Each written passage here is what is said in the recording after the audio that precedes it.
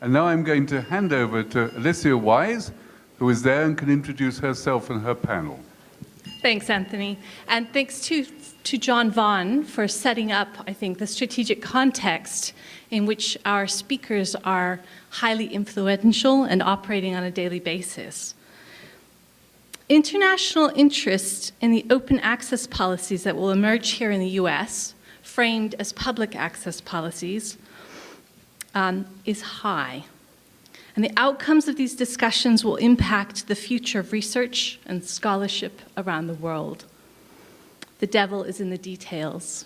It can seem immediately obvious how to structure a public access policy, but to make one work in practice over the long term in ways that are affordable for all participants is quite a heady challenge. Today we have 4 highly influential people involved in these debates from different perspectives. First, we will have Amy Friedlander presenting the perspective of a funding body. She leads for the National Science Foundation on public access policy for full text. Then we'll have Howard Ratner presenting a publisher's perspective. Formerly from the Nature Publishing Group, he has now joined the Chorus Initiative as its development director.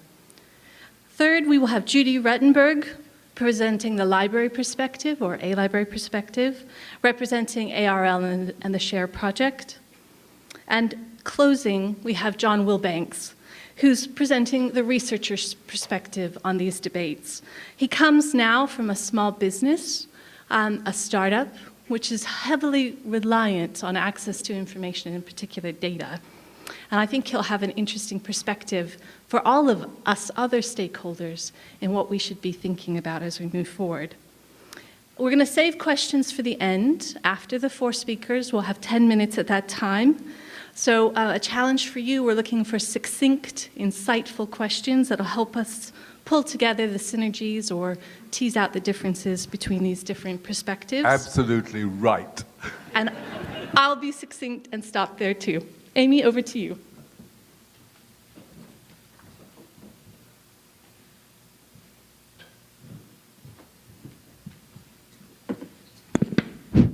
Good morning.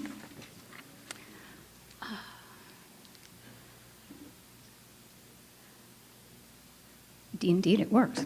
Well, it's a pleasure to be back in Charleston, and it's a pleasure to be seeing so many friends who I know through email in 3 dimensions. There's really no substitution for real time. So let's get started. Not enough time for reminiscences of Charleston in the 1970s when I was a student here. So as you all know, on February 22nd of this year, the U.S. Office of Science and Technology Policy issued a memo that provided guidance for enhancing access to the results of federal investments. And its terms are well known to you. Fundamentally, it asked us to balance public-private partnerships, to do all of this within existing budgets, to make publications available within a guideline of 12 months, although that could be changed based on criteria that have yet to be determined. And there were a number of other, and it asked us to have analytics, and it asked us to provide for unauthorized bulk download of articles and a number of other features. And I'm going to assume that you've all memorized it and read it to yourselves every night. So where are we? Well, I'm proud to report that the National Science Foundation indeed submitted its plan within the required 6 months. I can tell you it was roughly 2:05 in the afternoon of Thursday, the 22nd of August. Not that I had anything to do with this. The plans will be made public. My reading glasses? Plans will be made public after they are approved by OSTP and OMB. There may be a set of exchanges in between what is considered final. They will be posted on the NSF website as well as on the Open Government website at that time. And I am sad to tell you I have no more insight than you do on the timeline. So whereas I had hoped when I accepted Alicia's gracious invitation this summer to be talking to you about what we plan to do, today I'll be talking to you about how we developed the plan to do it. So how did we develop it? We had 4 modalities, if you will. We wanted to collaborate, we wanted to listen, we wanted and do continue to want to leverage existing resources and capabilities in the many sectors that are engaged in making information available to the public. And we wanted to learn from prior experience. So what did we do to collaborate? Well, it turns out that NSF had a bit of a head start on this. In the spring of 2012, you may know that our then director, Subra Suresh, organized something that is now called the Global Research Council. And public or open access was one of the areas of study that came out of that. And this provided us then an opportunity to begin looking foundation-wide at what it would mean to take the foundation into what you call, or what we call, a public access stance. So I talked, and it turned out, and as many of you may also know, some of the directorates had already begun to engage in this activity. The Math Physical Sciences Directorate, for example, was a leader in this area. I was then attached on detail to Education and Human Resources, and I came back to my home directorate of Social, Behavioral, and Economic Sciences to work with Myron Gutman, the assistant director, who was then leading the, the initiative. So we had a period of about 8 to 10 months in which to understand a lot more about the agency and how public access would in fact affect every corner of the agency, and to seek out our counterparts at other federal agencies that in fact had also begun to think about what this meant. So when the memo finally appeared at noon on the 22nd, we were ready to begin to go, so to speak. And the group that we had formed with the other science agencies, NIST, NOAA, Department of Defense, Department of Energy, NIH, NASA, we were the nucleus then of what became an interagency working group. This informal interagency working group was split into two broad components. There was one on publications and there was one on data. There tends, as you know, to see this issue as bifurcated into two tracks. We have publications over here and we have data over there, but we all know that they are intertwined and we should be thinking about them as a continuum of products resulting from federal investment. I was the executive secretary for both of the interagency groups, and then I had an interesting perspective on what was evolving. Within the foundation, a steering group was stood up to lead the development of the plan within the foundation. I was a member of that steering group, and then I chaired the subgroup on publications. In addition to that, we worked with our National Science Board, which is the policy-setting body. As part of the listening enterprise, you may also know that we organized two public sessions over a period of 4 days in May. And then we talked to a lot of you. In fact, the first people to come visit me were Spark, NCAR, and ARL. So I started with the library community. We had lots of publishers who came to visit us. We continued to talk to our program officers. And we talked to our administrative staff. Again, the implementation is going to ride on top of the already heavy workload of the NSF staff. So early on, it was apparent to us that we had to think of this not only in terms of its direct impacts on the immediate, if you will, consumers of what results from federal investment, but we had to look closely about the operations. And as we move into implementation now, very quietly, we're thinking more and more about the operational side of the house. So what were the issues that came up? Well, they're not going to surprise you. They are the usual ones. Was the repository going to be centralized or distributed? And in fact, when we went through that conversation, it wasn't just the specifics of how do you build a distributed repository. It had to do with a lot of questions about data management, data storage, and who has custody. Once you claim a federal right in something or claim federal ownership of something, not that we're claiming that, well, there are certain responsibilities and expectations that attach. Then who's going to have access, and access to what? This is, for the publication side, frequently comes down to a not so simple discussion, Alicia, not so simple discussion of the delay period or the period of the embargo. But again, when you link publications to data, it ceases to become how many months, but access to what. So let's take a few moments of my very short period and think about what happens when you publish an article in education, remembering that the National Science Foundation funds fundamental work in education. Well, educational data, as many of you know, is bounded not just by human subjects, the common rule, not just by HIPAA, not just by the CIPSE, but also by legislation that specifically governs the management of educational data. So what do? You have a table that summarizes something, and we've said you have to make your data available. Well, what happens. There's lots of rules that restrict access to the underlying data, and they spill right over into publication.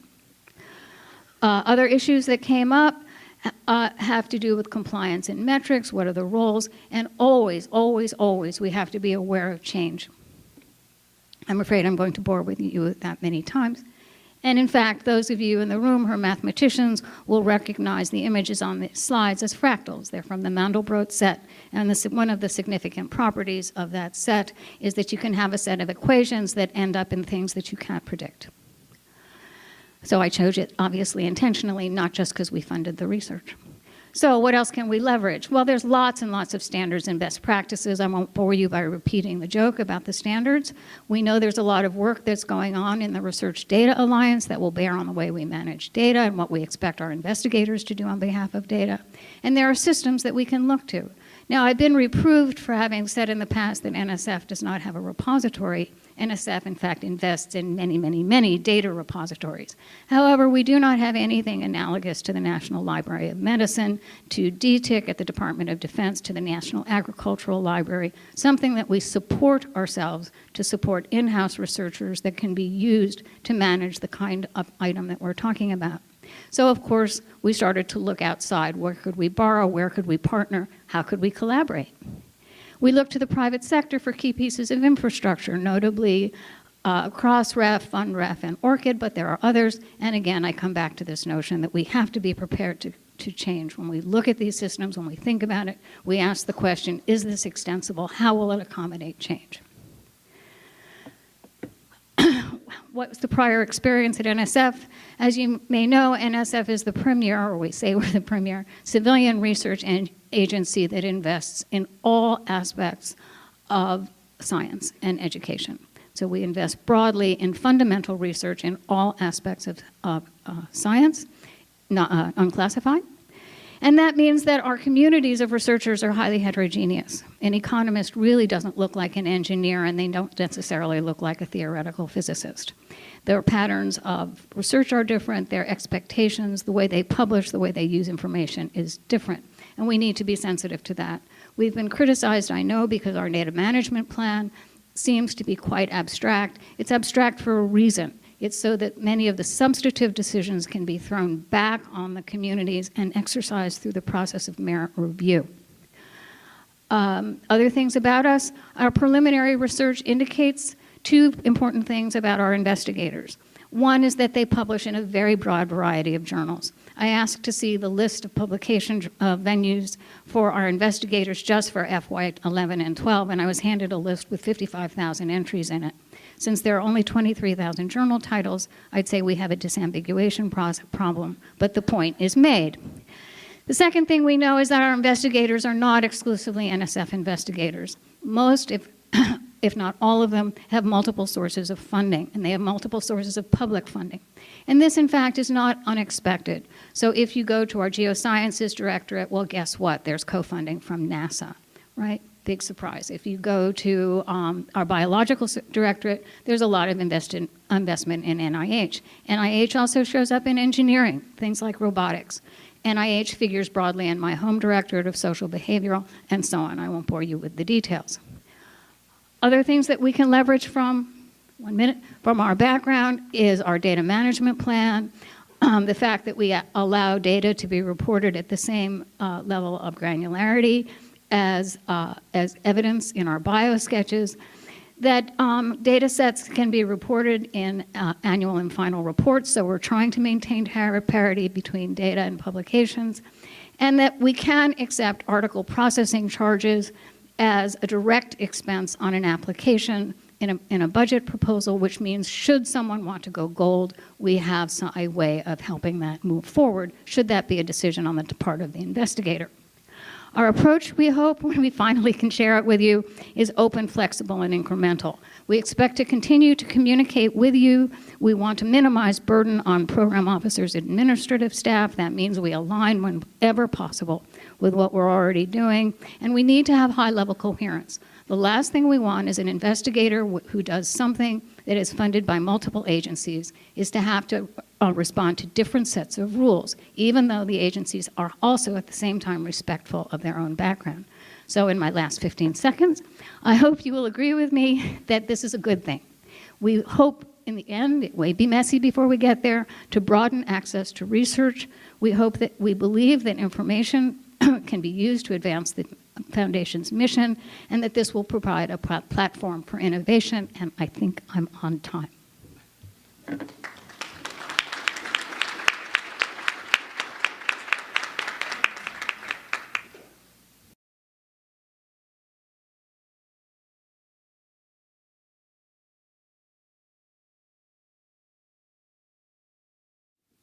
Alrighty, so we're going to move this right along so that you get to hear everyone. So thank you for giving me the opportunity to tell you about Chorus. We've been very busy over the last few months. We delivered a proof of concept at the end of August. We then incorporated as the not-for-profit CHOR, that's C-H-O-R, Inc., and launched our pilot services at the beginning of October. And I also want to thank Amy for reminding me it's all about collaborating, listening, leveraging existing infrastructure, and also learning from prior experience. And I've decided that I'm actually a serial not-for-profit creator, being there at the beginnings of Crossref, ORCID, Clocks, etc. So there you go. Let's move on. So as the first service of CHOR Inc., Chorus, or the Clearinghouse for the Open Research of the United States, now offers an open technology platform to meet the public access needs of funding agencies, researchers, institutions, and the public. Now, we're all about identification, discovery, access, preservation, and finally, and this shouldn't be forgotten, compliance. Now, we want to meet the needs of all of our stakeholders, and it's important to note that there's no significant cost for the agency to use or participate in Chorus. And why is that? Well, it's because Chorus builds on the existing infrastructure, as you heard from John before, of Crossref and Amy, FundRef, Prospect, Clocks, Portico, ORCID, all things that I have a little bit of knowledge. So whenever you start a product or a service, you need to identify the key stakeholders and figure out what might drive them to use such a service, or in other words, what do they want? You know, what's the what? So Chorus has identified around 10 personas, but today I will only mention the top 5, and I'm only going to touch on the very top key drivers. You'll be able to download the presentation and actually read through these more. And by the way, I'm happy to accept feedback about any of these. So this is a collaboration because I want to make these personas as accurate as possible because it helps drive the product development. So, but keep in mind that personas are about what the stakeholders want and what they desire. It does not mean that every desire can or should be delivered. So, here's Alan. He's arguably one of our more important personas. He is the agency department head, and he wants to meet the OSTP guidelines. He wants to measure grantee and agency compliance with those guidelines. And he also wants to show how the agency's investments are having impact or return on investment. And obviously, he wants to provide access to his constituents. As I said, I'm not going to read through every bullet. Nextly, we've got Rachel, the researcher. Now, she wants to obtain funding for her research. She wants to comply, and note here, with the funding agency requirements, not the OSTP necessarily. She wants to know the sources of funding in her area of research. And she also wants to have access to the best available version of content in her research area. And by best available version, if you read the footnote at the bottom there, it means either the accepted author manuscript or the version of record. So we move on to Lottie, the librarian, which some of you in this room might be familiar with. She wants to have access to the best available version too, but she's doing it on behalf of her patrons or for her own research. She also might want to do text and data mining for those articles, you know, all about things for her patrons. She wants to know that the articles that are reporting on funded research are going to be readily available in perpetuity. She wants to help the researchers comply with the funding agency requirements. And we've heard that as a theme over the last 2 days. And she will also want to build discovery tools for those very same researchers. Now, Peter the public, he's got some different drivers. He also wants to have access to the best available version, but he wants to do it because he wants to maybe research a problem that he has, or he wants to drive some economic development that he's working on. He also just wants to see generally what the government is funding. He wants to learn about the impact of specific agency grants. He wants to understand the latest developments in science and putting things in context. He wants to have content connected to learning tools. My last persona for today is Penny the publisher. And I'll go quickly here. But she wants to help her authors and her institutions comply with the funder mandates. But she also wants to retain traffic on her journal websites to better demonstrate value to librarians and also to attract whatever little left there is of advertising revenue. So, how does Chorus work? Remember, this is working now. So, when a researcher submits a paper to a journal, they will interact with a manuscript tracking system. And you can see some of the manuscript tracking systems there, and they're all in various different states at this point. The system will then prompt the author to identify the funding agencies behind that article using a controlled hierarchical vocabulary as well as the grant IDs. So once the researcher puts that in, that's it. That's all that's required of the researcher. They're done. As far as they're concerned, they're going to let Chorus take over and let the publishers take over after this. The paper will then go through the regular peer review process and is published. So now, there's always this bit about preservation, and it's part of the OSTP memo. So when the paper is published, it's automatically deposited in at least one dark archive, which includes CLOCKSS or Portico, or potentially another archive or a repository chosen by a funding agency.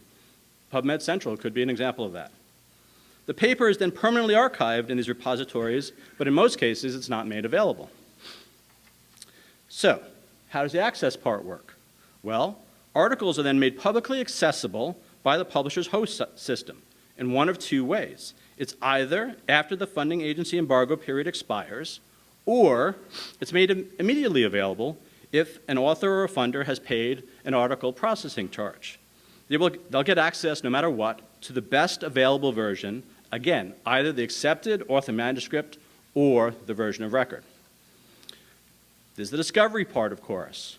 So these articles, and this is important, can be discovered by a user using their favorite search engine. Now, that could be the Pages system that you have on the lower, that would be right side for you, or left side. That's from the Pages system from the Department of Energy, and we already are working right now at the Department of Energy. They've ingested 4,000 of our records, I'm happy to say.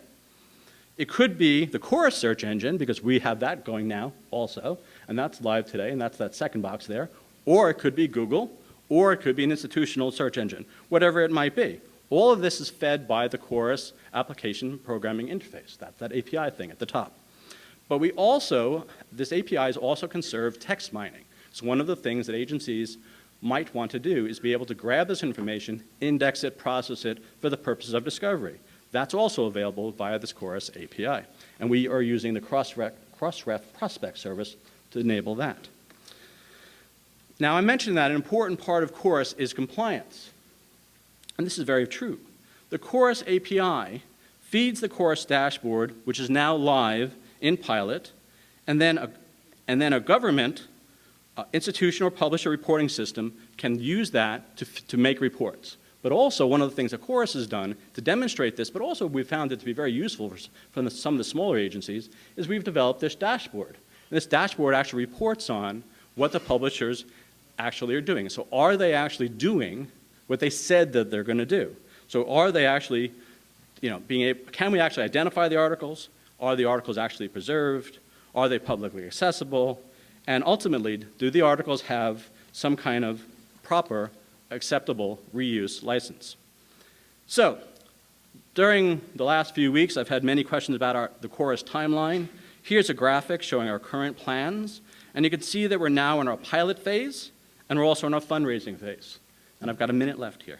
So we'll review our pilot phase in the new year, which will then lead us right into our production phase in early 2014. And there was share mentioned before, so I wanted to say that we have a share slide here. So Chorus and Share did indeed meet in August 2013 to discuss our initiatives and explore areas of possible collaboration.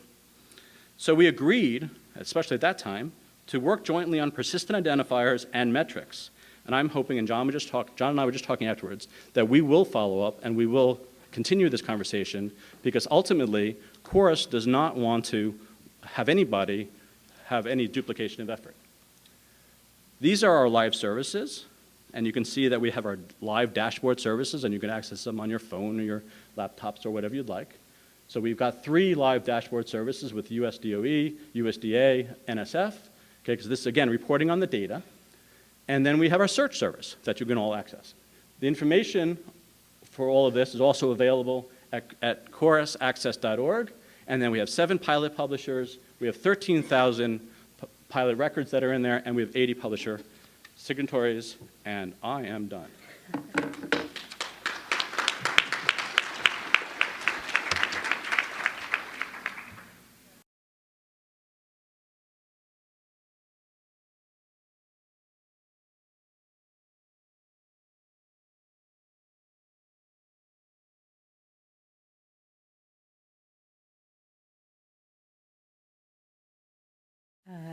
Hello.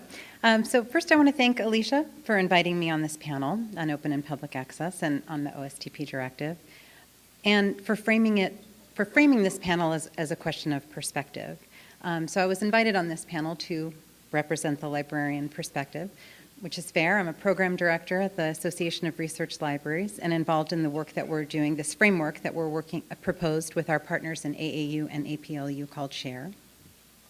And from that perspective, which I'm honored to represent, the directive itself was an enormous achievement, one that ARL literally applauded when it was announced on February 22nd, as it happened as our board of directors was meeting in our offices in DC. It was a victory in a long-fought battle for public access to taxpayer-funded research and a policy that higher education is eager to see succeed, as it is in alignment with the mission of research universities to create, disseminate, and preserve research, to see its research output used and reused in every sector to benefit society. And I very much appreciate the position and shared mission of society publishers expressed in yesterday's plenary session. I'm thrilled to see major commercial publishers embrace the OSTP directive and eager to see those discussions continue.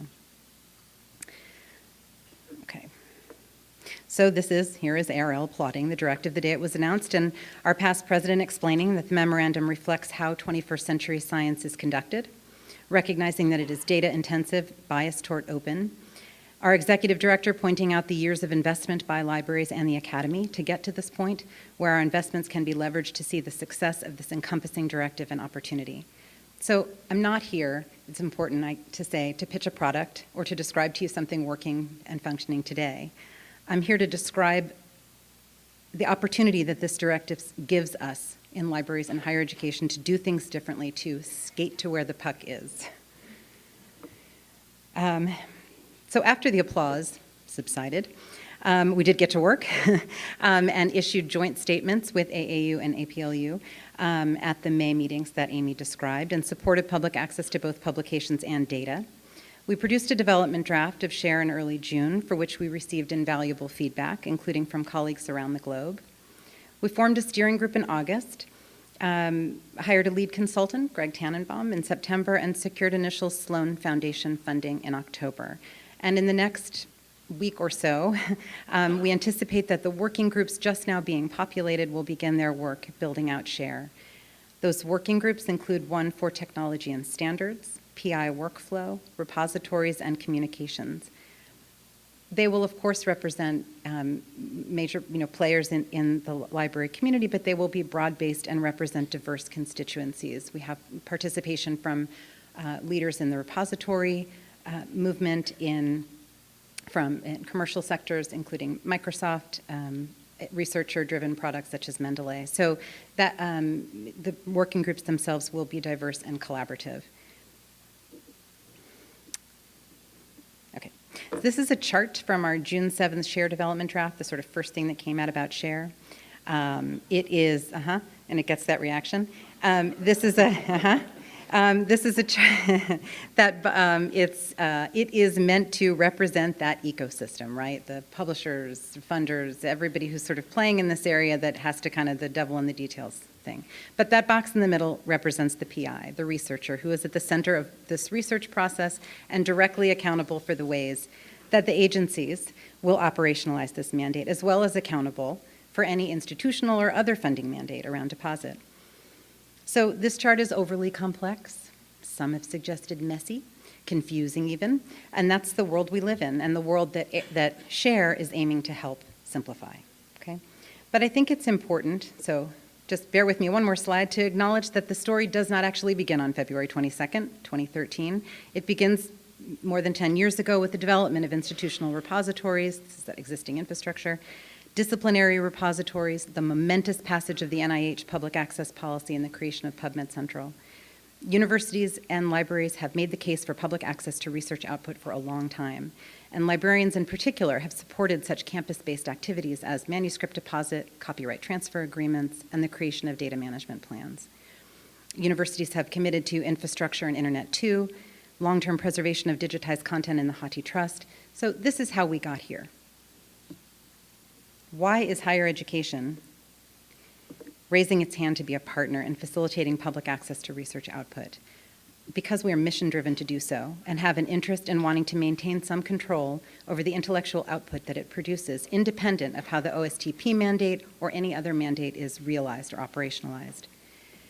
Because higher education has invested deeply in its faculty, its labs, its infrastructure, including repositories, and there is growing evidence that openness enhances research and discovery. Consistent with the OSTP directive, SHARE believes that research publications' data and their associated metadata should be publicly accessible for reuse, including text and data mining. And having fought for this, it is in our interest, and at least somewhat under our control, to optimize the systems we have on campus for tracking research funding, collecting research analytics for tenure and promotion, building systems for collaborative use of data, preserving the output, and complying with funder mandates, because this is in fact the relationship between institution, researcher, and funder.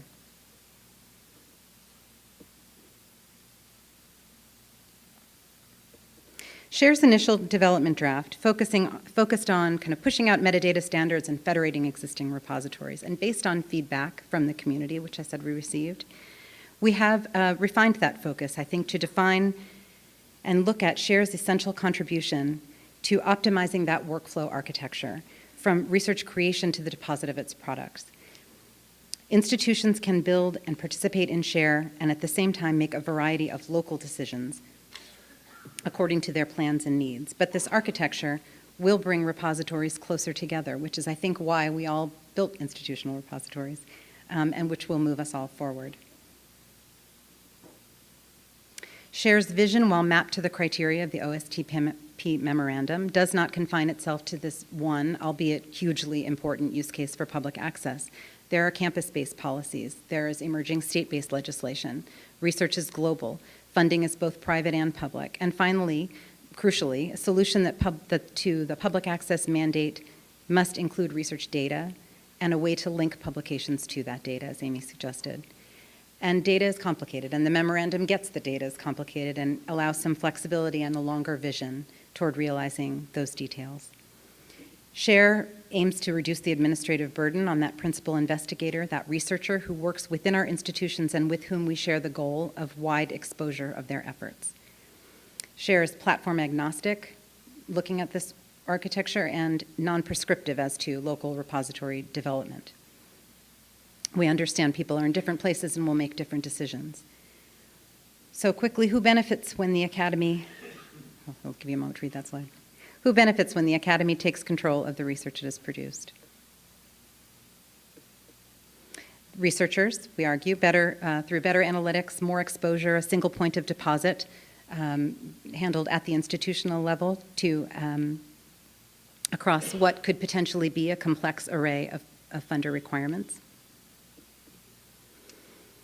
Funders who share a mission to demonstrate the impact of their investments and who would benefit from such metrics. Universities who are the recipients and managers of the funding covered by the mandate. and the public through reliance on, and the public itself. Through reliance on standards and protocols, information will be discoverable by third-party services and search engines.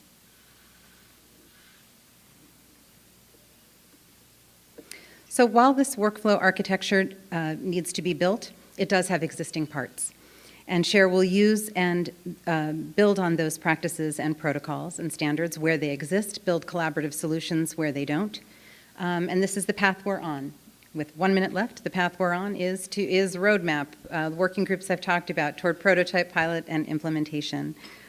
We are at the beginning of this process.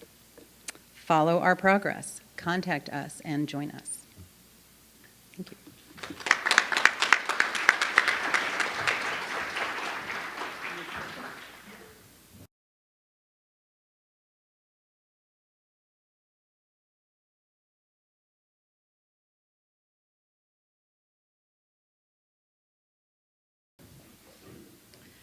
So I'm going to say things that are completely different from everyone else that's come before me. So I'm here representing Sage BioNetworks. We're a nonprofit biomedical research organization.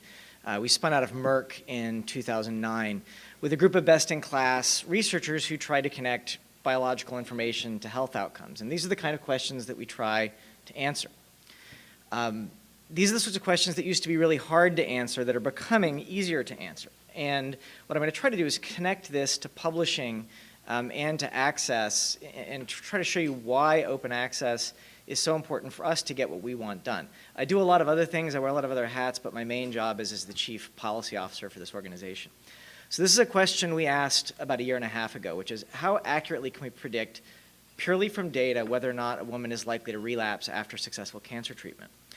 And despite having some of the world's best scientists in our group, part of the precept of our organization is that we can answer this question more accurately if we engage a larger audience.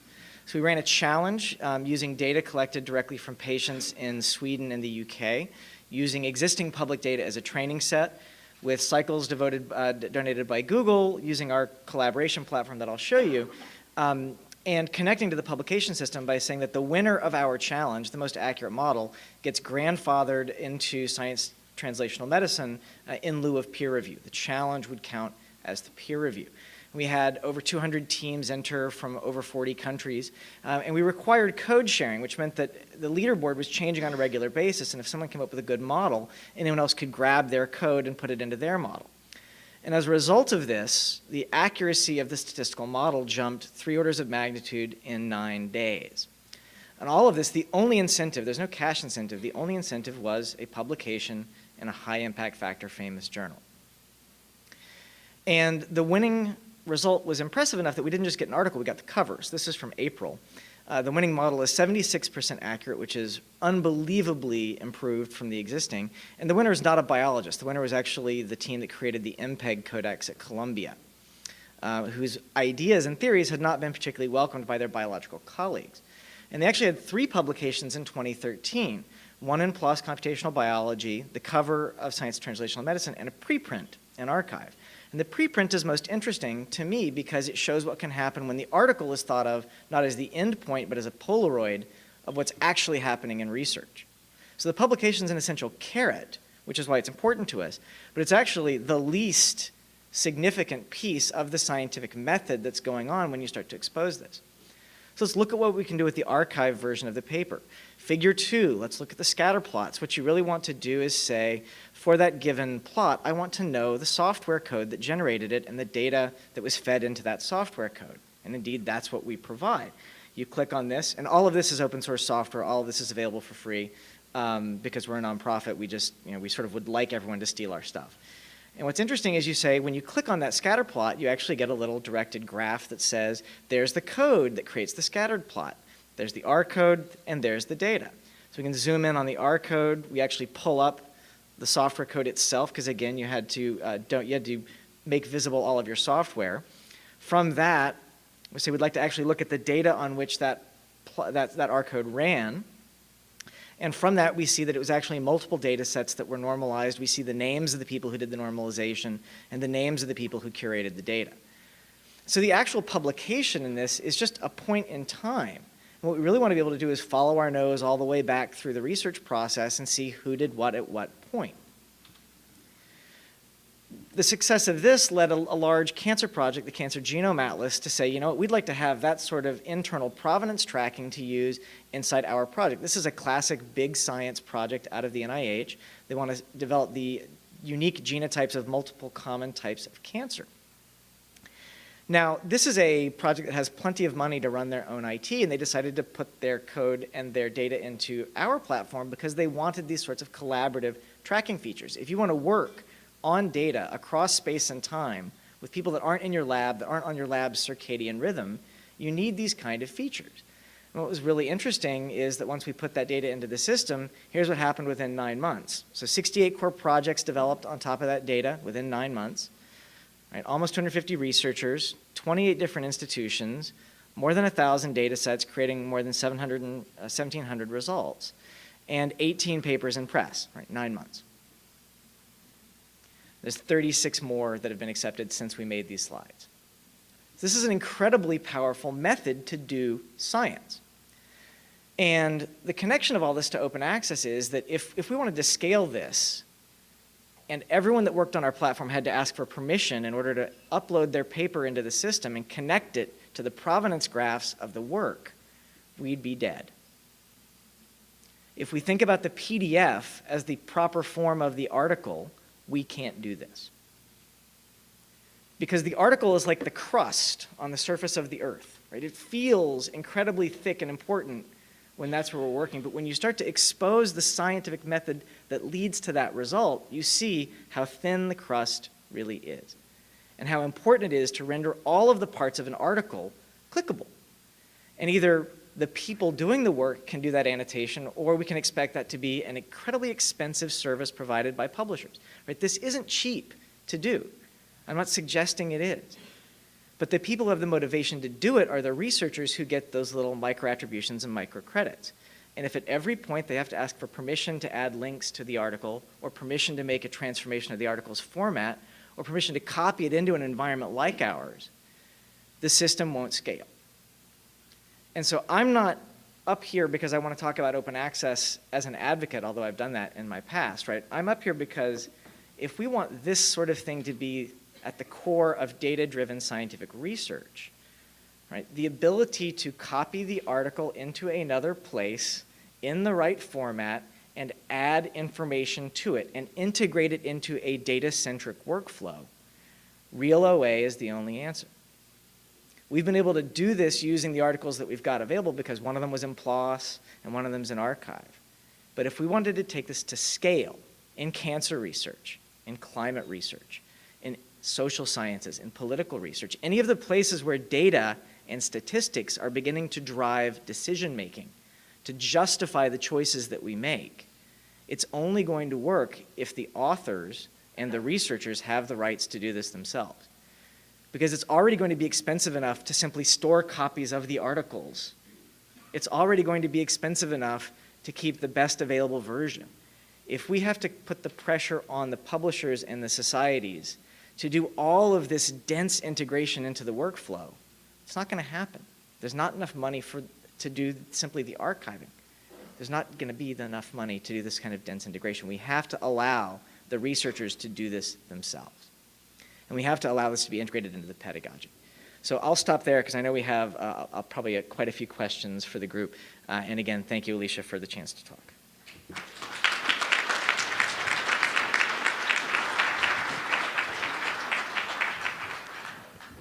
Are you going to come in to this? Yeah, okay, quickly. Any questions? Are the questions already come forward? Could you give your name, please, and so on? Ben Wagner, University of Buffalo. I have not seen anything about the if and when there'll be public comment on the agency policies, and if there's really if that comment will actually change the policies. That's for the NSF or agency. So there,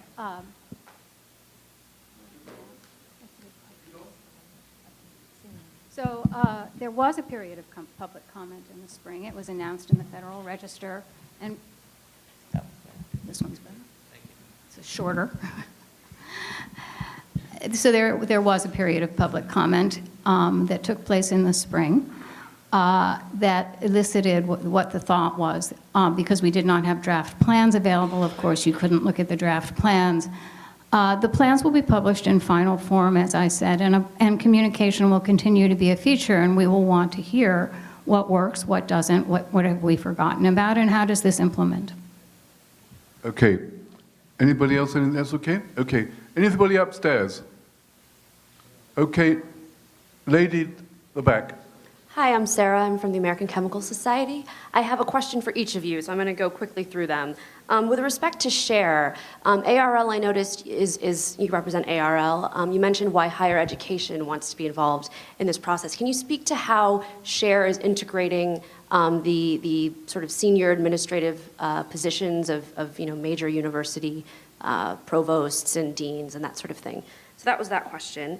My question for NSF is, have you aligned one way or the other in terms of SHARE or Chorus, or is that still sort of in debate? Are you allowed to share that information? With respect to Chorus, what sort of solutions are being made to handle the data aspect of this? Obviously, Chorus has some very clear proposals for publication, but what about data? That's not going to go away. And lastly, with respect to, researchers should be given the rights to do this kind of open research. What do you do when the researchers don't want to do that? Sorry, a lot of questions. Thanks for the time. Can you remember all those, Alicia? I can go. Mine's Judy, gonna do you want to take go very quickly on Sure. SHARE?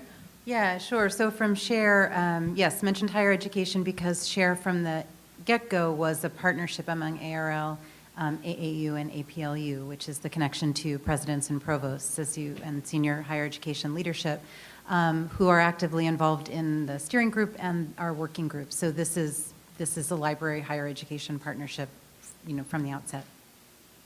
Do you want to just So go in I order? think the quick answer on our end is that we work with researchers that want to do this, and our goal is to demonstrate that this is empirically a better way to do science. And as we have done that, we've gone from people not believing that it works, and our internal team has published over 70 papers in 36 months, to pulling in these challenges, to pulling in large-scale NIH projects, because we're starting to demonstrate that you generate more impact when you work this way. But we work with people that want to work with us. We don't have the time, money, or funding to advertise to convince people, other than by doing better science faster. As you do. As I said, I can't divulge. Our draft is currently, the plan itself is pre-decisional, and I can't discuss details of it. I can tell you, and my colleagues will agree. We provided early comments on the SHARE proposal, and we provided early comments on the Chorus proposal, and we comment when people ask us. And it's not because Amy would not like to share with us the details, but really she cannot. She's made that very clear in advance of today. Sorry, I missed that part. So thank you for the question about data. Basically, Chorus views that as very much of a nascent area, and so there aren't things to reuse currently, but so we're definitely in the listening and collaboration side of things, so we are trying to talk to places like DataCite and Dryad and all of those kind of groups, as well as leveraging ORCID and seeing how that all ties together. So our infrastructure, we believe, actually will work and can scale out to handle data as it grows and as it starts to find its own feet. I'd add to that many publishers, of course, are already linking to data in the publications themselves. So when those are surfaced through Chorus, of course, they will come with those links. Okay, next question. Bob Persing, University of Pennsylvania. I have two questions which are actually the flip side of each other. Howard, you talked about how Chorus has been spun off as a separate company, Core Incorporated, and it has a number of signatories listed on its website. I'm wondering how its governance is going to work. Judy, the flip side, with SHARE, it's a program started by these three membership organizations. Is the intent that the three of them will continue to run it long term, or will it be spun out as a separate entity at some point? And if so, will it be a membership entity? So I'll handle the governance thing. So Core Inc. is incorporated as a not-for-profit, and it will be going for 501c3 status. In its bylaws, which are currently in draft form, we have built it in so that the majority must be not-for-profit players. That's the first thing to say. Second thing to say is we would love for the agencies to become a member of the board, but it's become clear to us that agencies would prefer to be advisors. So they are an advisory group instead, not actually members of the board. But that seems to work very well for us because we want to play in the same way that the agencies can play. So that hopefully answers your question. Yep. Judy? Yeah, thank you for the question. I mean, I think what my presentation tried to explain why we put this effort into this and why we're building this. And I think the intention is over time that this is meant to be inclusive. Beyond the research occurs beyond the membership of ARL, AAU, and APLU, and so needs to be anything that we build needs to be governed accordingly in an accordingly inclusive manner. So we're just not at governance yet. We are building it, and it will, that will evolve. But no, it's not intended to be sort of kept within these associations and those constituencies. Thank Okay, you. just time for one more question. There you are. You're at the front. Hi, I'm Steve Van Tylem from Carnegie Mellon University Libraries. This is a very short mic. So I think it's interesting that it seems like very quickly we've found ourselves in an environment where we have two choices. And it's kind of uncomfortable for people who don't agree with all of the parts of each of those choices. And I wonder if you could, any of you could speak to how we got to where we are and what other options we might have. If I can sort of insert myself, so I'm not on the panel while you all think, in putting this session together, it didn't feel like we had stark choices to make or fierce competition to follow. We have an emerging landscape and ecosystem, which will probably vary between different disciplines and over time. And we have some really creative, vibrant suggestions for how that can be made to work. So a sunny synergy, perhaps, rather than stark choices to be made. Well, thank you so much, all of you. I think we'll just stop there because we had to...